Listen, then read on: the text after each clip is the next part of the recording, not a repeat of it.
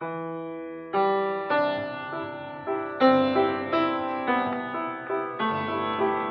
suis entré en franc-maçonnerie il y a un peu plus de 10 ans, 12 ans, je ne sais plus. Mais pour moi, ça n'était pas autre chose qu'une démarche parmi d'autres. Moi, ce qui m'intéressait, c'était le côté de l'évolution spirituelle très libre. J'avais encore la naïveté de croire que la franc-maçonnerie, telle qu'elle est pratiquée aujourd'hui, gardait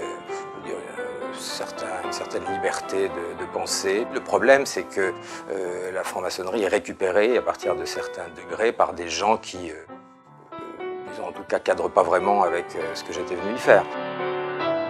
Depuis quelques années, le côté philosophique, ça se réduit plus ou moins à la laïcité. Enfin, moi, j'appelle ça le laïcisme.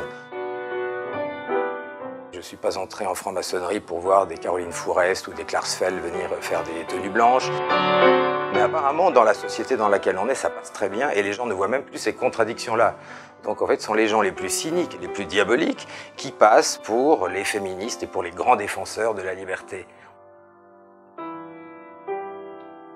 Je n'ai jamais assisté à une planche qui critique, par exemple, le transgenre, la mode un petit peu actuelle, de prôner certaines formes de sexualité par rapport à d'autres. Il suffit d'essayer de toucher à quelque chose qui gêne un petit peu, et tout de suite, ça sera considéré comme non maçonnique. Donc en fait, je n'ai jamais assisté à ce genre de planche. Alors pourquoi? Ça, c'est une question qu'il faudrait poser aux obédiences elles-mêmes, mais il est vrai qu'il y a des sujets qu'on n'aborde pas. Et c'est sans doute un peu dommage. Espérons que la franc-maçonnerie s'inspirera un peu plus de Jung et d'autres et arrêtera de se mettre des barrières, parce que sinon elle va se tuer elle-même. Enfin, c'est un peu ce qui arrive.